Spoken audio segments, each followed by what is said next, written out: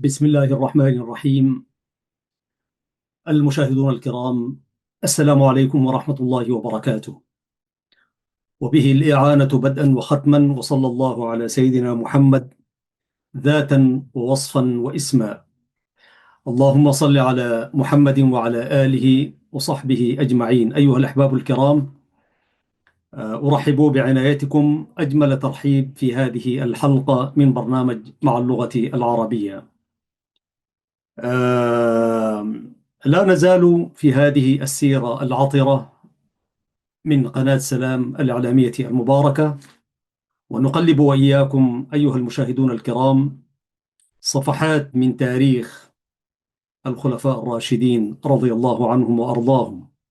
ابتدأناها بالخليفة أبي بكر الصديق رضي الله عنه وأرضاه، ثم عرجنا إلى الخليفة الثاني عمر بن الخطاب رضي الله عنه وأرضاه، وتحدثنا في الحلقة السابقة عن الخليفة الحيي الشهيد عثمان بن عفان رضي الله عنه وأرضاه.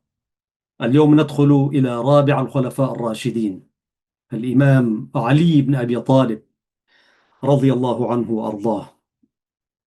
وأنا سعيد غاية السعادة أيها المشاهدون الكرام أن أطل عليكم عبر هذه القناة المباركة، وكل أمل أن يتقبل الله منا ومنكم صالح الأعمال، يثيبنا على ما نستطيع ونجتهد فيه من تقديم، ويثيبكم أنتم أيها المشاهدون الكرام أينما كنتم داخل الوطن الحبيب وخارجه أجر المشاهدة والإفادة إن شاء الله. قبل أن أدخل إلى الصفحة رقم 683 من كتاب العبقريات للكاتب الشاعر الفيلسوف الإسلامي عباس محمود العقاد رحمة الله عليه، في عبقرياته. عباس العقاد لو لم يكتب غير العبقريات، أو لو لم يكتب يكتفي بالعبقريات لكفاه، ولكنه كان موسوعة في كل شيء. فأسأل الله أن يجمعه مع الخلفاء الراشدين الذين أنصفهم إنصافا علميا أمينا، وكذلك إنصافا إسلاميا. قبل أن ألوذ إلى الصفحة 683، والعبقريات كلها مجموعة في 992 صفحة، وأنا أستعد لتسجيل هذه الحلقة تذكرت مقولة ذكرها لنا الإمام العلامة الشاعر الفيلسوف الداعية فراج الطيب السراج رحمة الله عليه، في مدرمان، وفي أبروف تحديدا، وفي صالون الأصالة الذي كان يلتئم كل جمعة. وهو وكما قلت في يوم من الأيام إنه الأستاذ فراج كان يقف عند نهج البلاغة كثيرا، وكثيرا ما كان يسحب البلاغة، نهج البلاغة للإمام علي، ويبدأ في شرحه وعكس تأملاته أمام جمهور عريض من المثقفين والدعاة والشعراء والسياسيين. يعني أنا لا أود أن أخرج من حضرة الإمام علي، ولكن إن شاء الله في يوم من الأيام آتي فأستعرض ماذا كان يدور في صالون الأصالة لفراج الطيب السراج، ومن الذين شاهدتهم في ذلك الصالون الأسبوعي، وما هي الأفكار الإسلامية والسياسية واللغوية والثقافية التي كانت تثار وفي مثار الحديث أذكر أن الأستاذ فراج قال لنا ذات يوم وهو يقرأ من نهج البلاغة، لكنه خرج من الكتاب، فقال: سئل الإمام علي ذات يوم من طلابه الذين كان من جلاسه فقيل له: يا أمير المؤمنين، نراك تقاتل قتال من لا يخشى الموت ولا يهاب الموت، ألا تخف؟ ألا يدخل على قلبك الخوف؟ وطبعا الأستاذ فراج في حكاياته وحضوره بهي فلما سئل الإمام علي رضي الله عنه ألا تخف؟ ألا يدخل في قلبك الخوف؟ طبعا الإمام علي الكرار رضي الله عنه وأرضاه رمز من رموز البطولة والشجاعة في الإسلام. فكان رد الإمام علي على النحو التالي: قال لهم: كل ذي كبدة رطبة يخاف، كل ذي كبد رطبة يخاف، لكنه الحياء. الحياء هو الذي يجعل منه قويا ولا يهاب الموت. وهذه حكمة بالغة. وفعلا كل ذي كبد رطبة يخاف، حتى الحيوان، حتى الطير، حتى فيه كبد رطب، فيه نفس قائم يخاف، لكنه الحياء. والإنسان الحي فيه كل خصال المروءة والإنسانية والفضائل والقيم. والعكس صحيح، الذي ليس فيه الحياء يعمل ما يشاء فتذكرت هذه المقولة وأردت أن أفتتح بها حديثي معكم اليوم، وهي الحلقة الأولى في سيرة الإمام علي رضي الله عنه وأرضاه. يقول العقاد في الصفحة رقم 683، وهو يعمل تقدمة لكل خليفة: في كل ناحية من نواحي النفوس الإنسانية ملتقى بسيرة علي بن أبي طالب رضوان الله عليه، لأن هذه السيرة تخاطب الإنسان حيثما اتجه إليه الخطاب البليغ من سيرة الأبطال والعظماء، وتثير فيه أقوى ما يثيره التاريخ البشري من ضروب العطف ومواقع العبرة والتأمل. في سيرة ابن أبي طالب ملتقى بالعاطفة المشبوبة والإحساس المتطلع إلى الرحمة والإكبار، لأن الشهيد أبو الشهداء يجري تاريخه وتاريخ أبنائه في سلسلة طويلة من مصارع الجهاد والهزيمة، ويتراءون للمتتبع من بعيد واحدا بعد واحد شيوخا جللهم وقار الشيب، ثم جللهم السيف الذي لا يرحم، أو فتيانا عوجلوا وهم في نظرة العمر يحال بينهم وبين متاع الحياة، بل يحال بينهم أحيانا وبين الزاد والماء، وهم على حياض المنية جياعا ظماء. وأوشك الألم لمصرعهم أن يصبغ ظواهر الكون بصبغتهم وصبغة دمائهم، حتى قال شاعر فيلسوف كأبي العلاء المعري: لا يظن به التشيع، بل أظنت بإسلامه الظنون.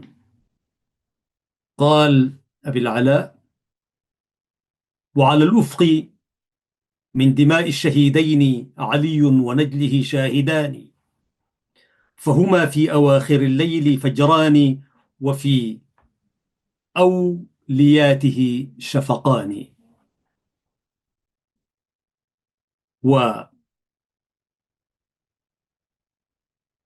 ونواصل الحديث أيها الأحباب، وابتدأناها بأبيات قالها المعري. وهذه عزيزي المشاهد كما يرى العقاد غاية من امتزاج العاطفة بتلك السيرة قلما تبلغها في سير الشهداء غاية، وكثيرا ما تتعطش إليها سرائر الأمم في قصص الفداء التي عمرت بها تواريخ الأديان. وفي سيرة أبي طالب ملتقى بالخيال، حيث تحلق الشاعرية الإنسانية في الأجواء أو تغوص في الأغوار، فهو الشجاعة التي نزعت به الشاعرية الإنسانية منزع الحقيقة ومنزع التخيل، أي نزعت، واشترك في تعظيمه شهود العيان وعشاق الأعاجيب. ألم يحاربوا المردة في فلواتها؟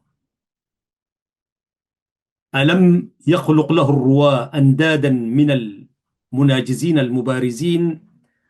لم يخلقهم الله؟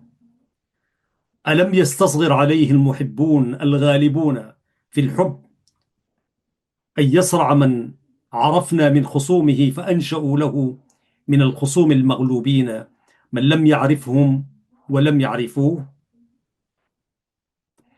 ألم يوشك من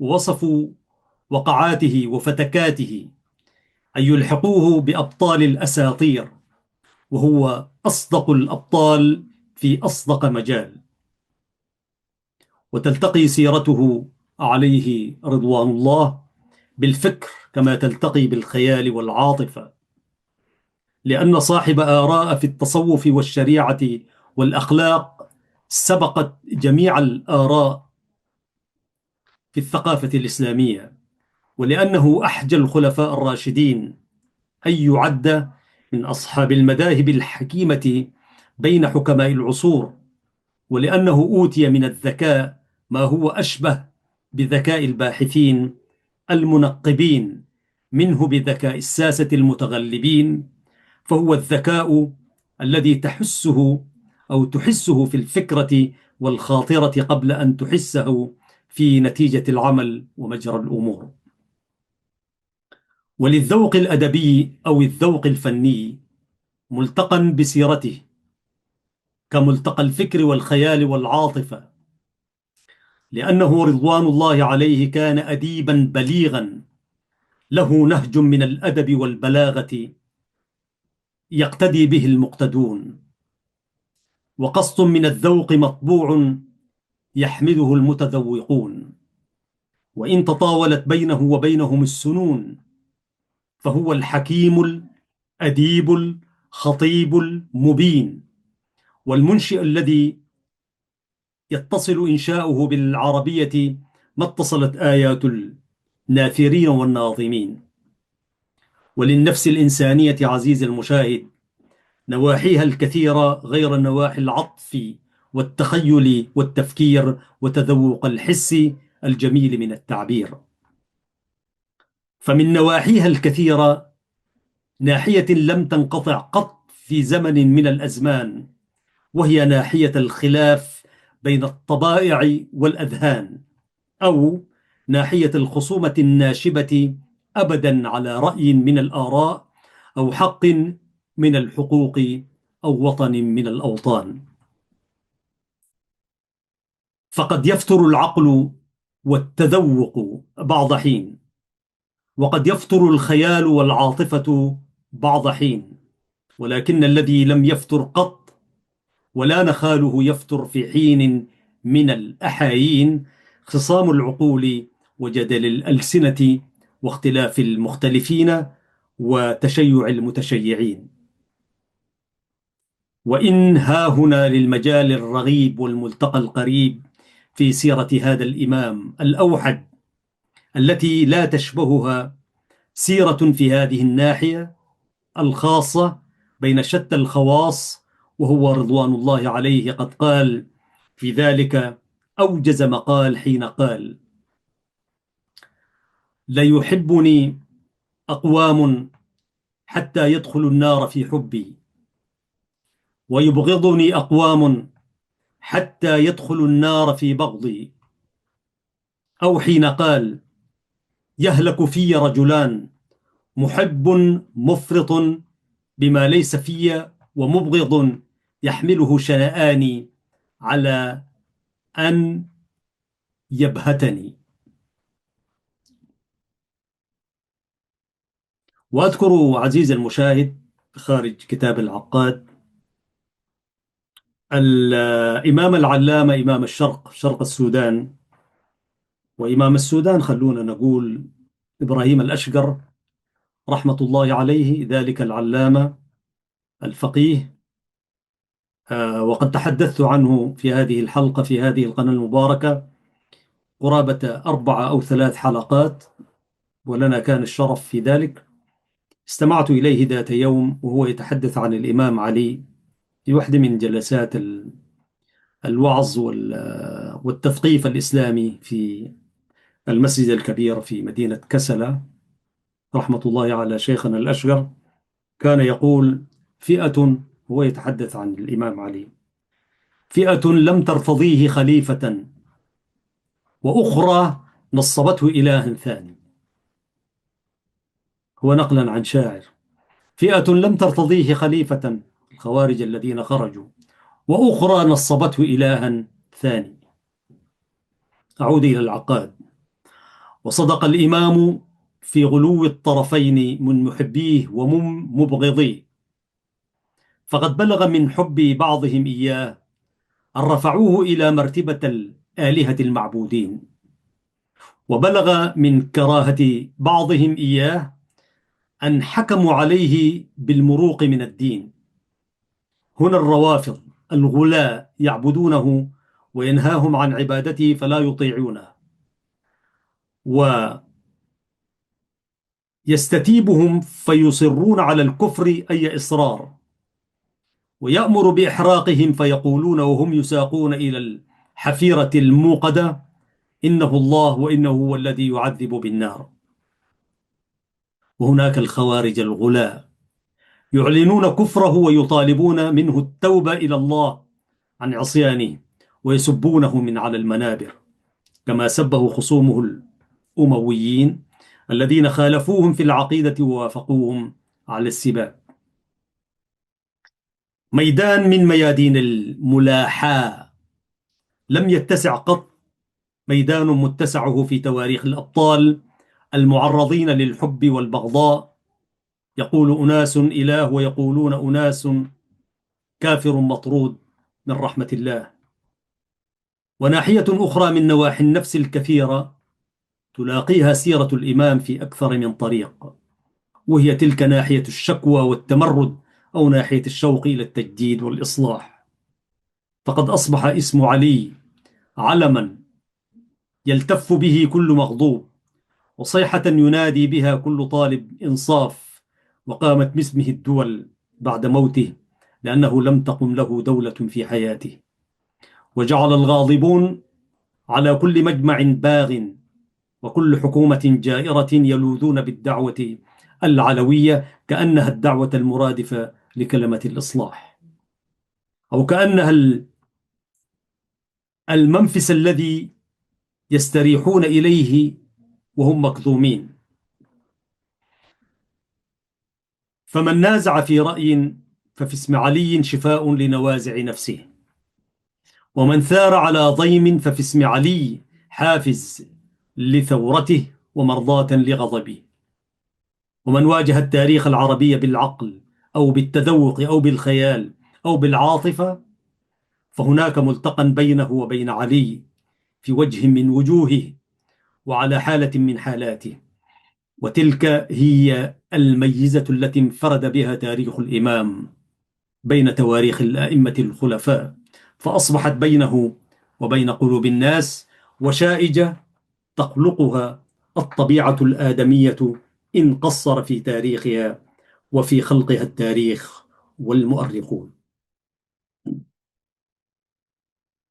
وكل ملتقى من هذه الملتقيات، أيها المشاهد الكريم، يقول العقاد: يدع الكاتب في حذر ما بعده حذر، لأن اشتباك العوامل النفسية يزيد صعوبة الباحث عن نفس من النفوس، ولا ينقصها أو يؤول بها إلى البساطة والوضوح. وكلما قلت هذه العوامل وانحصرت في ناحية من النواحي، سهل الخلوص إلى مقطع الحق فيها. فالبطل الذي يلتقي بالفكر وحده أسهل من البطل الذي يلتقي بالفكر والعاطفة. وأن هذا لأسهل من الذي يلتقي بالفكر والعاطفة والخيال، وكل أولئك أسهل ممن يلتقي في 1000 سنة متوالية بدخائل النفوس جميعا، من طموح إلى المثل الأعلى، أو حرص على الملاحاة، أو شغف بالبلاغة، أو رياضة على التقوى، مزيدا من التخيل والشعور والتفكير. لهذا نعلم غير مترددين في علمنا أن واجبنا في عبقرية الإمام علي ابن أبي طالب مرسوم الغاية والطريق، وهو واجب للتبسيط والقصد إلى الخطة الوسطى. وفي عالمنا بهذا بعض التيسر، وإن لم يكن فيه كل التيسير، نرجع بعبقرية الإمام إلى الحقيقة الوسطى. نرجع من 20 طريقا إلى بداية واحدة، لأن الطريق الواحدة لا تؤدي إليها أقرب أداء. وحسبنا أننا عرفنا ضرورة الرجوع من كل هذه الطرق إلى تلك البداية المقصودة، فعلى بركة الله. عباس محمود العقاد. هذه تقدمة أيها المشاهد الكريم فيها قدر كبير من الفكر والفلسفة والتأمل التي لا تجده في كثير من الكتابات. يقول في الصفحة رقم 687 المشهور عن علي كرم الله وجهه أنه كان أول هاشمي من أبوين هاشميين، فاجتمعت له خلاصة الصفات التي اشتهرت بها هذه الأسرة الكريمة، وتقاربت سماتها وملامحها في كثير من أعلام المقدمين، وهي في جملتها النبلة والأيد والشجاعة والمروءة والذكاء، عدا المأثور في سماتها الجسدية التي تلاقت أو تقاربت في عدة من أولئك الأعلام. فهو ابن أبي طالب، عبد المطلب ابن هاشم ابن عبد مناف، وأمه فاطمة بنت أسد بنت هاشم بنت عبد مناف أو عبد مناف. وقيل أن اسمه الذي اختارته له أمه حيدرة باسم أبيها أسد، والحيدرة هو الأسد، ثم غيره أبوه فسماه عليا، وبه عرف واشتهر بعد ذلك. وكان علي أصغر أبناء أبويه، وأكبر منه جعفر وعقيل وطالب، وبين كل منهم وأخيه 10 سنين. قيل إن عقيلا كان أحب هؤلاء الإخوة إلى أبيه، فلما أصاب القحط قريشا وأهاب رسول الله صلى الله عليه وسلم بعميه حمزة والعباس أن يحملوا ثقل أبي طالب إلى تلك الأزمة، جاءوه وسألوه أن يدفع إليهم ولده ليكفوا أمره، فقال: دعوا لي عقيلا وخذوا من شئتم. فأخذ العباس طالبا، وأخذ حمزة جعفر، وأخذ النبي عليه السلام عليا كما هو مشهور. فعوضه إيثار النبي بالحب عن إيثار أبيه، ولكنه عرف هذا الإيثار في طفولته الأولى، فكان سابقة باقية الأثر في نفسه على ما يبدو من أطوار حياته التالية. وجاءت لهذه السابقة لواحقها الكثيرة على توقع واستعداد، فتعود أن يفوته الحق والتفضيل وهو يدرج في صباه. وربما صح من أوصاف علي في طفولته أنه كان طفلا مبكر النماء سابقا لأنداده في الفهم والقدرة، لأنه أدرك في السادسة أو السابعة من عمره شيئا من الدعوة النبوية التي يدق فهمها والتنبه لها على من كان في مثل هذه السن المبكرة. فكانت له مزايا التبكير في النماء، كما كانت له أعباؤه ومتاعبه التي تلازم أكثر المبكرين، ولا سيما المولودين منهم في شيخوخة الآباء. ونشأ رضي الله عنه رجلا مكين البنيان في الشباب والكهولة، حافظا لتكوينه المكين حتى ناهز الستين.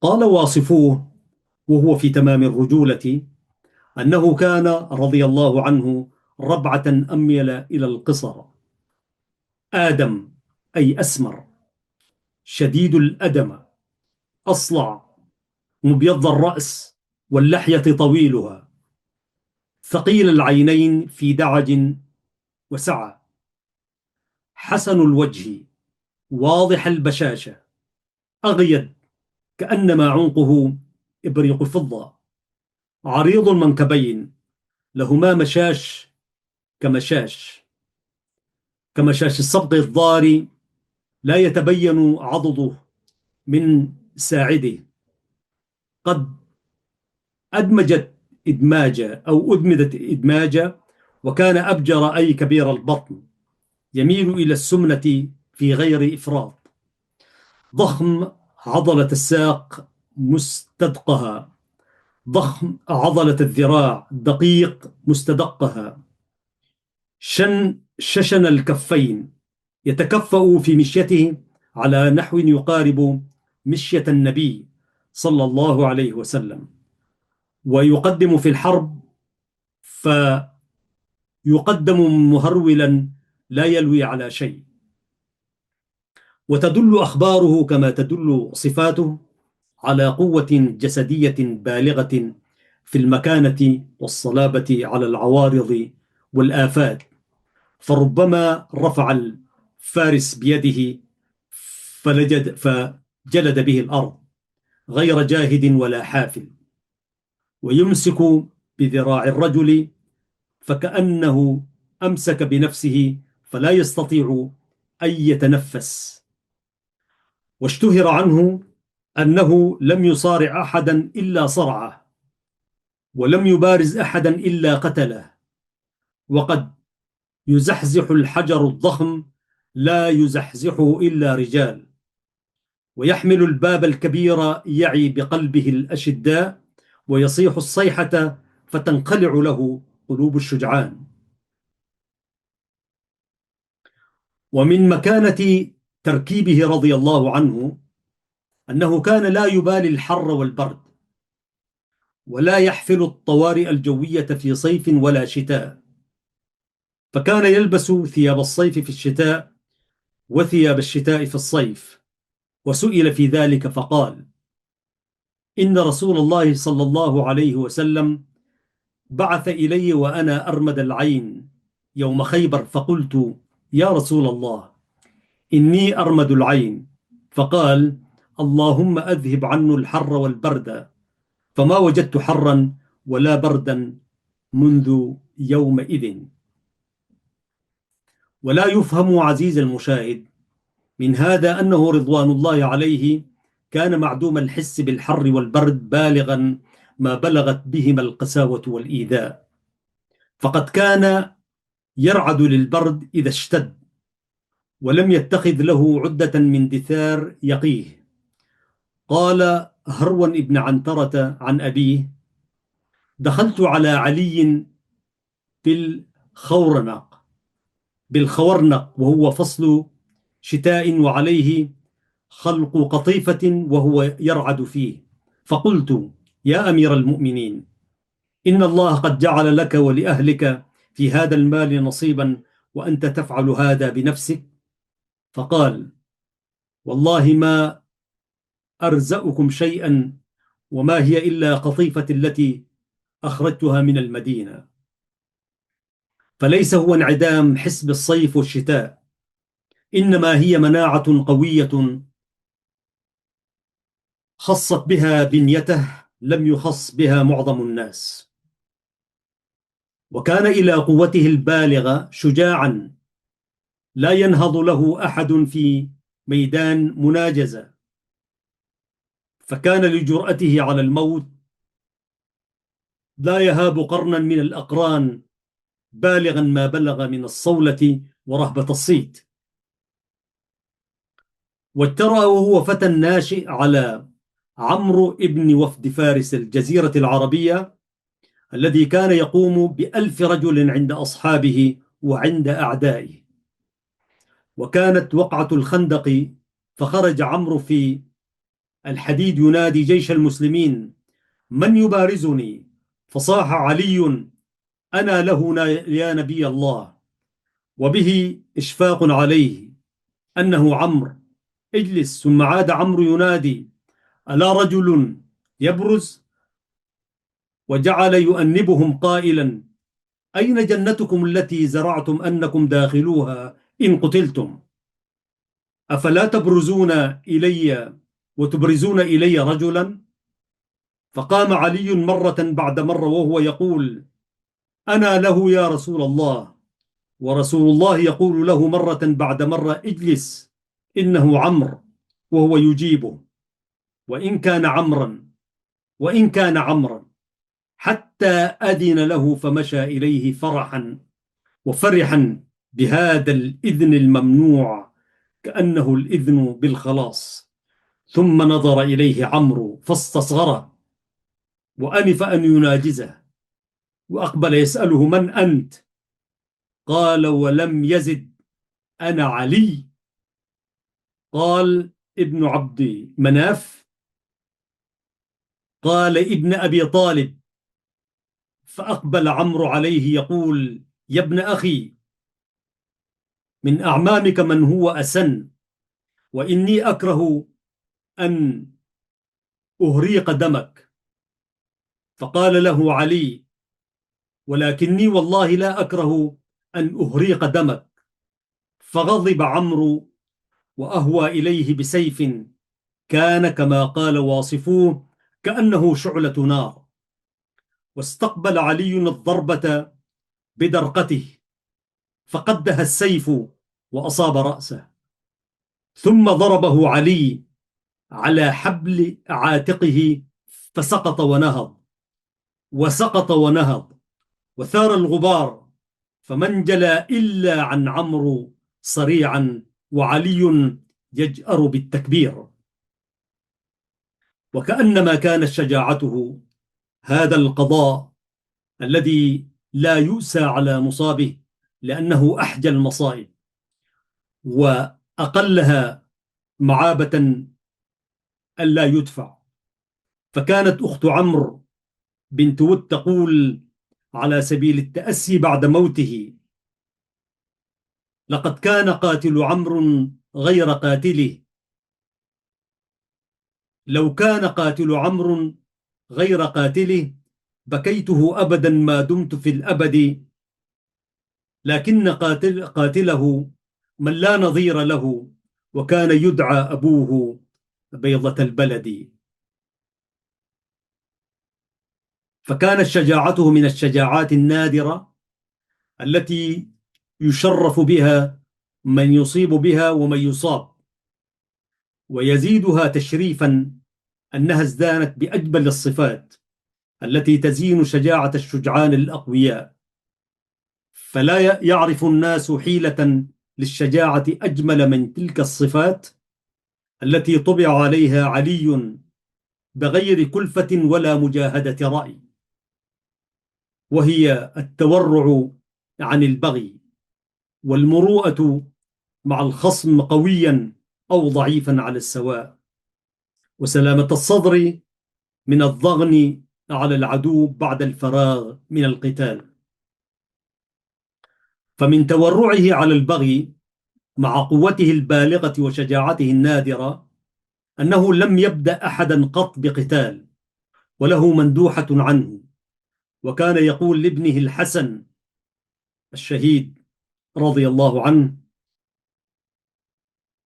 لا تدعون إلى مبارزة، فإن دعيت إليها فأجب.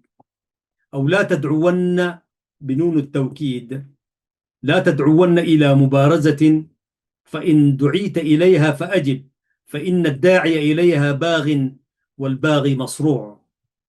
يا سلام.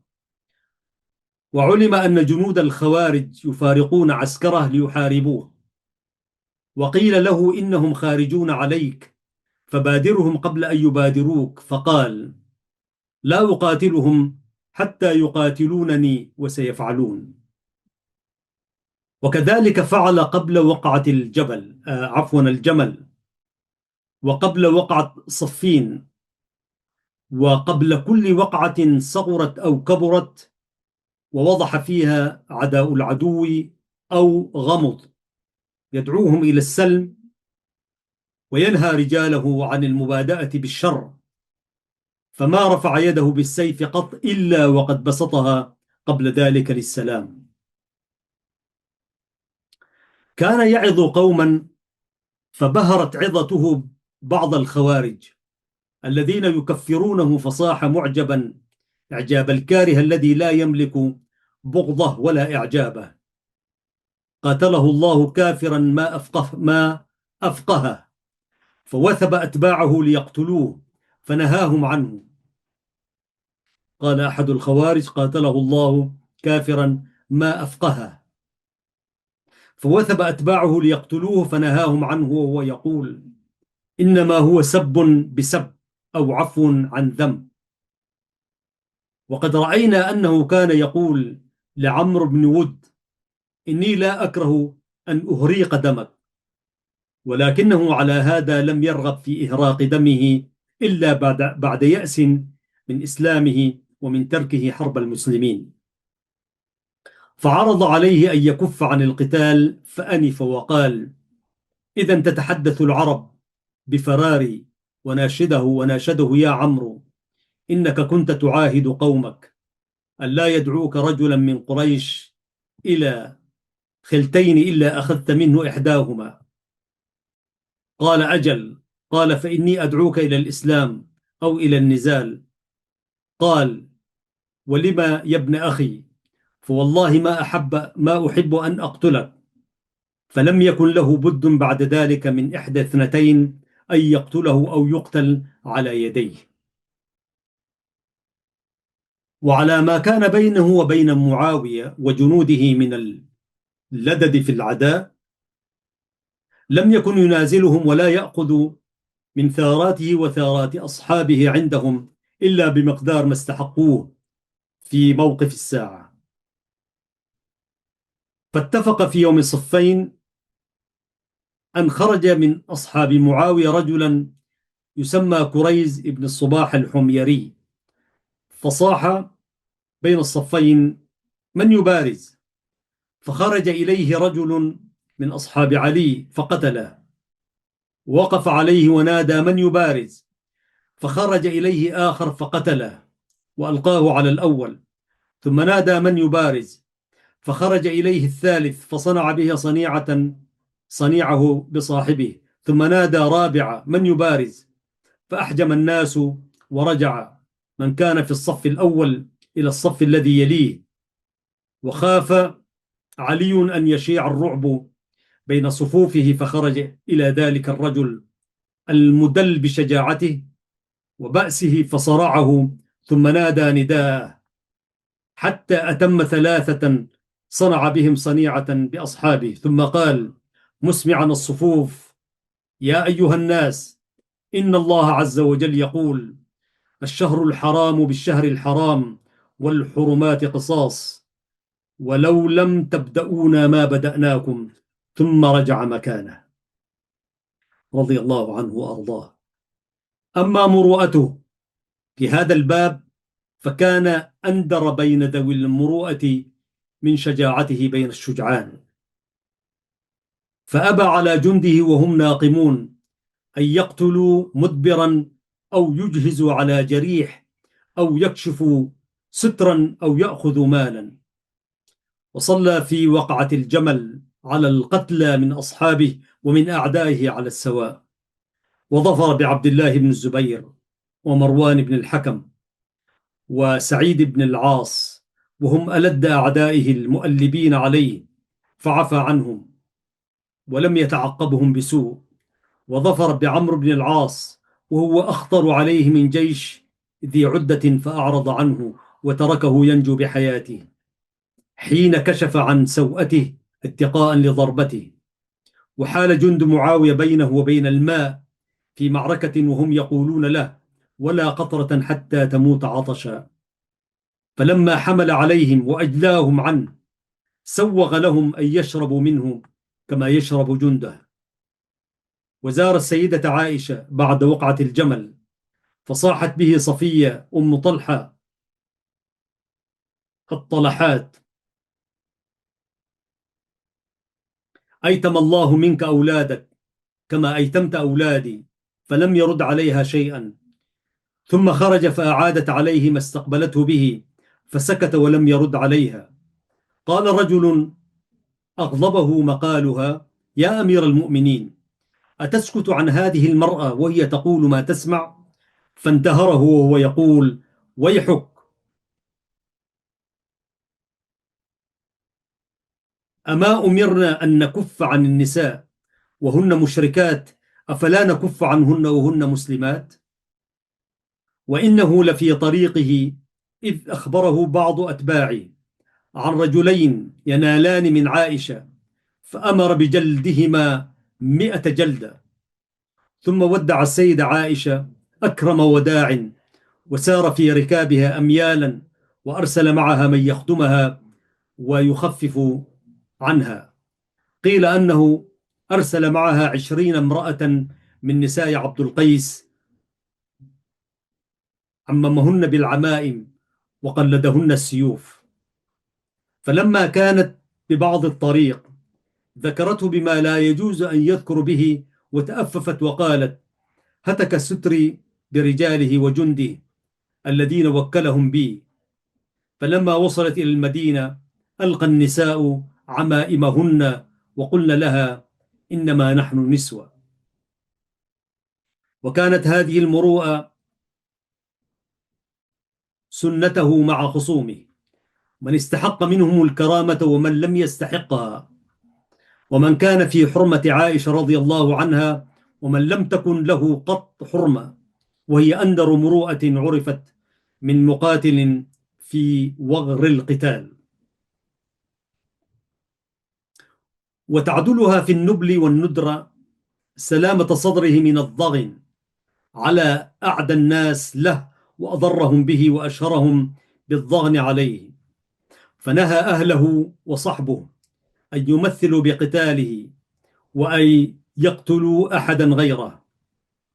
ورثى طلحة الذي خلع بيعته وجمع الجموع لحربه رثاء محزون يفيض كلامه بالألم والمودة، وأوصى أتباعه أن لا يقاتلوا الخوارج الذين شقوا صفوفه وأفسدوا عليه أمره وكانوا شرا عليه من معاوية وجنده، لأنه رآهم مخلصين وإن كانوا مخطئين وعلى خطئهم مصرين. وتقترن بالشجاعة عزيزي المستمع كما يقول العقاد، ولا سيما شجاعة الفرسان المقاتلين بأيديهم، صفة لازمة لها متممة لعملها، قلما تنفصل عنها، وكأنها الشجاعة أشبه شيء بالنطح للماء أو بالإشعاع للنور. فلا تكون شجاعة الفروسية إلا كانت معها تلك الصفة التي نشير إليها، وهي صفة الثقة أو الاعتزاز أو الإدراع بالهيبة والتهويل على الخصوم، ولا سيما في مواقف النزال. وقد يسميها بعض الناس زهوا، وليس هي به ولا هي من معدنه وسمته، وإن شابهته في بعض الملامح والألوان. فالزهو المذموم فضول لا لزوم له ولا خير فيه، وهو ولون خادع قد يوجد مع الضعف كما يوجد مع القوة، وقد يبدو على الجبان كما يبدو على الشجاع. أما هذا الاعتزاز الذي نشير إليه، أو هذه الثقة التي تظهر لنا في صورة الاعتزاز، فهي جزء من شجاعة الفارس المقاتل، لا يستغني عنه ولا يزال متصلا بعمله في مواجهة خصومه، وهو عرض للقوة يساعد الفارس في إرهاب عدوه وإضعاف عزيمة لمن يتصدى لحربه. مثله هنا كمثل العروض التي تعمد إليها الجيوش أو العروض لإعلان بأسها وتخويف الأعداء من الاستخفاف بها والهجوم عليها، فهو كالشجاعة أداة ضرورية من أدوات القتال لا تنفصل عنها، وليس كل ما فيها ضربا من الخيال يرضي به الشجاع غروره ويتيه به في غير حاجة إلى التيه. ولهذا تحمس الناس للفقر العسكري من قديم الزمان، وعاهدوه وتحدثوا به وتناقلوه، فسمحوا للفارس بل لعللهم أو جبلوا عليه أن يروغ من خصمه بالفقر المرعب إذ يتقدم لنزاله، وأن لا يلاقيه وينشد الأشعار في ذكر وقعاته والتهويل بضرباته والإشادة بغزواته. وعلموا أنهم وقد احتاجوا إلى شجاعته محتاجون كذلك إلى فقره وحماسته وإيقاع الرعب في جنان قرنه، فشاعت قصائد الفخر والحماس كما شاعت قصائد الحب والمناجاة، وهي أحب القصائد إلى القلوب. ومن تأصل هذه العادة في الطباع أنها تشاهد في جميع الأحياء فطرة وارتجالا بغير اصطناع ولا تعمد، فلا نرى حيا من الأحياء الناطقة أو العجماء ينازل قرنا له إلا حاول ما استطاع أن يهوله بتكبير حجمه واستطالة قدره وائتمار نظره وتنفيش ريشه أو شعره. ويقف الإنسان مثل هذا الموقف فيطيل قامته ويبرز صدره ويدق يدها عليه ويقول بلسان حاله ما يقوله باللسان، فإذا هو الفقر والحماس، وإذا هو عنوان الثقة والإقدام. هذه الصفة لازمة لفرسان الميدان، ولا سيما فرسان العصور الأولى الذين يقفون للقتال وجها لوجه، وينظر أحدهم إلى قرنه وهو يهجم عليه. وكانت هذه الصفة من صفات علي رضي الله عنه وأرضاه، يفهمها من يريد أن يفهم ولا يضيق صدرا بفضله، وينكرها من ينفس عليه فيسميها الزهو أو يسميها الجفوة والخيلاء. قال له قيس بن سعد بعد عزله من ولاية مصر: أنك والله ما علمت لتنظر الخيلاء. ومر الزبير بن العوام مع رسول الله صلى الله عليه وسلم في بني غنم، فرأى رسول الله عليا على مقربة منه فضحك له، وضحك علي يحييه، فقال الزبير: لا يدع ابن أبي طالب زهوة. قال رسول الله صلى الله عليه وسلم: إنه ليس به زهو، ولتقاتلنه وأنت ولتقاتلنه وأنت له ظالم. لا إله إلا الله. أعيد الكلام الذي قاله المصطفى: إنه ليس به زهو ولتقاتلنه أو ستقاتله يعني وأنت له ظالم. وفعلا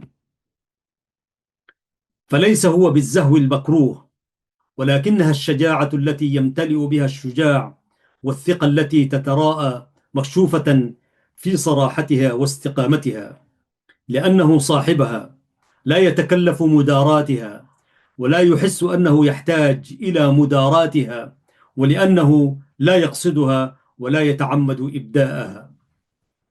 وقد كان مدار هذا الخلق في ابن أبي طالب على ثقة أصيلة فيه لم تفارقه منذ حبى ودرج، وقبل أن يبلغ مبلغ الرجال، فما منعته الطفولة الباكرة يوما أن يعلم أنه شيء في هذه الدنيا، وأنه قوة لها، جوار يركن إليه المستجير.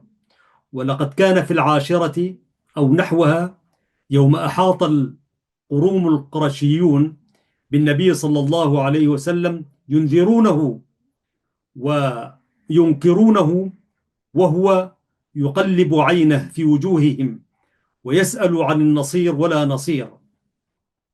لقد كان بعلي أن يرتاع في مقام نجدة أو في مقام عزيمة لارتاع يومئذ. لو كان بعلي أن يرتاع في مقام نجدة أو مقام عزيمة لارتاع يومئذ بين أولئك الشيوخ الذين رفعتهم الوجاهة ورفعتهم آداب القبيلة البدوية إلى مقام الخشية والخشوع. ولكنه كان عليا في تلك السن الباكرة كما كان عليا وهو في 50 أو 60، فما تردد وهم صامتون مستهزئون أن يصيح صيحة الواثق الغضوب: أنا نصيرك، أنا نصيرك. فضحكوا منه ضحك الجهل والاستكبار. وعلم القدر وحده في تلك اللحظة أن تأييد ذلك الغلام أعظم وأقوم من حرب أولئك القروم. علي هذا هو الذي نام في فراش النبي ليلة الهجرة، وقد علم ما تأتمر به مكة أو مكة كلها من قتل الراقد على ذلك الفراش.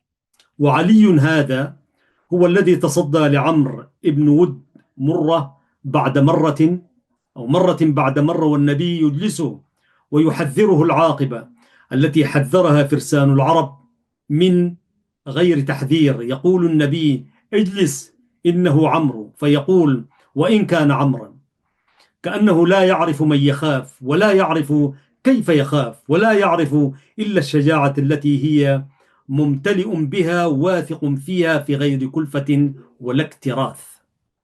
وتمكنت هذه الثقة فيه لطول المراس الفروسية التي هي كما أسلفنا جزء منها وأداة من أدواتها. وزادها تمكينا حسد الحاسدين ولجاجة المنكرين، وكلاهما خليق أن يعتصم المرء به، منه بثقة لا تنخذل وأنفة لا تلين.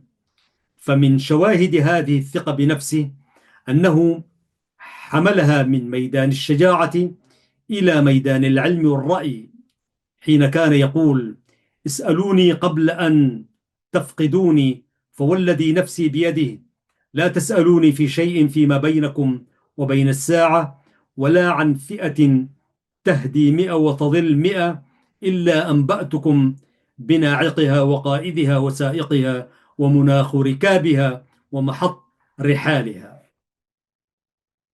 ومن شواهدها أنه كان يقول والخارجون عليه يرجمونه بالمروق: ما أعرف أحدا من هذه الأمة عبد الله بعد نبينا غيري، عبدت الله قبل أن يعبده أحد من هذه الأمة 9 سنين. وزاده اتهام من حوله معتصما بالثقة بنفسه، فلما عتب عليه خصماؤه أو خصماه طلحة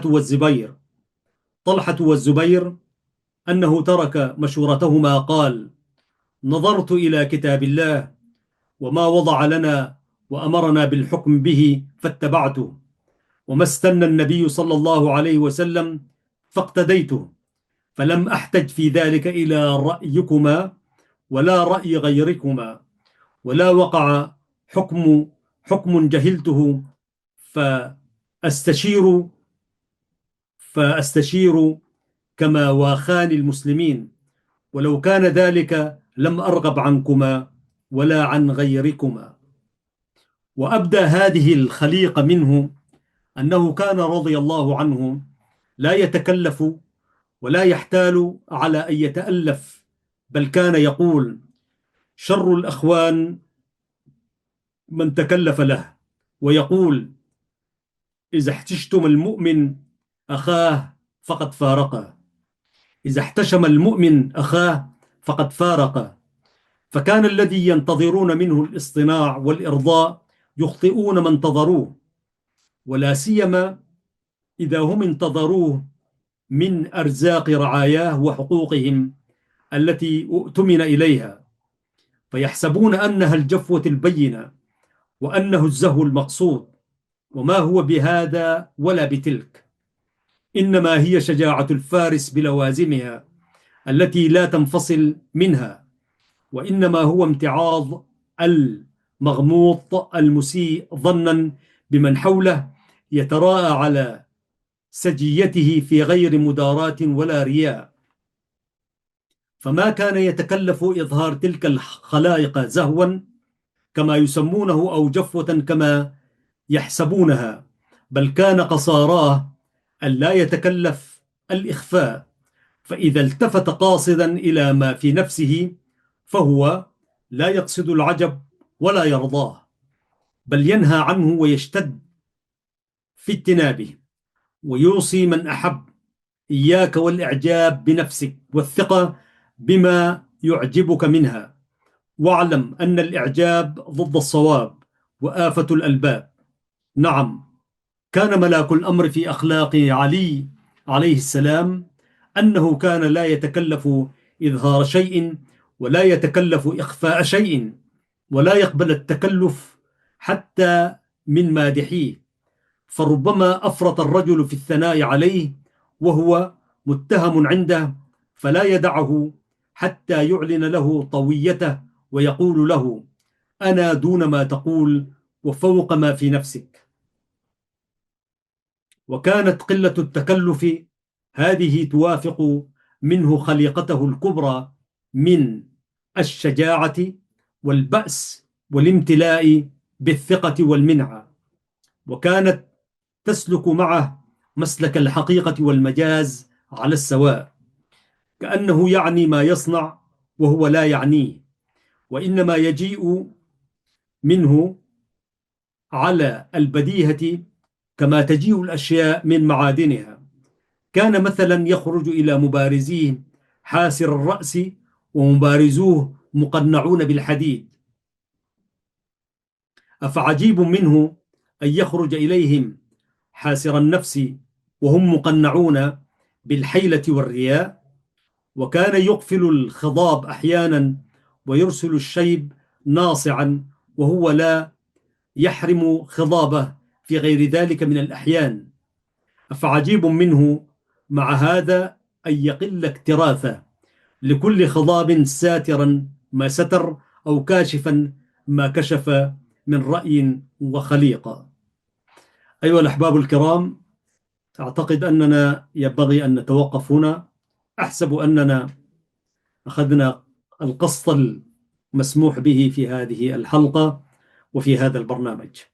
آمل أيها الأحباب الكرام أن نكون استفدنا جميعا نحن بالقراءة والمراجعة، ونجدد المعلومات للسيرة العطرة، لسيرة الخلفاء الراشدين، رضي الله عن أمير المؤمنين علي بن أبي طالب رضي الله عنه وأرضاه، وغفر لأولئك وهؤلاء الذين أوقع بهم الشيطان ما أوقع.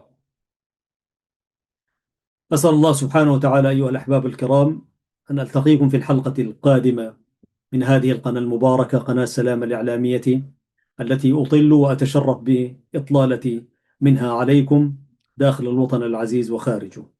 سنواصل الحديث مع الإمام حيدر علي بن أبي طالب رضي الله عنه، نقلا من كتاب العقاد، بارك الله فيه ورحم الله وغفر له. اللهم لا علم لنا إلا ما علمتنا إنك أنت العليم الحكيم. اللهم اهدنا إلى الحق وإلى الطريق المستقيم بفضلك ومنك يا أكرم الأكرمين ويا أرحم الراحمين. سيداتي آنساتي سادتي، يقول الحق سبحانه وتعالى في كتابه العزيز: لسان الذي يلحدون إليه أعجمي وهذا لسان عربي مبين، صدق الله العظيم. ويقول الشاعر العربي: الحي حي من حياة لسانه، فإذا أبيد من اللسان أبيد. لكم كل التحية والتقدير، والإخوان الأحباب الذين يسهرون على إخراج هذه الحلقة وغيرها من الحلقات في هذا الثوب الذي ترونه أمامكم، لهم جزيل الشكر والتحية والتقدير، ولكم عاطر التحية وأرق الأمنيات. حتى ألتقيكم أستودعكم الله، والسلام عليكم ورحمة الله تعالى وبركاته.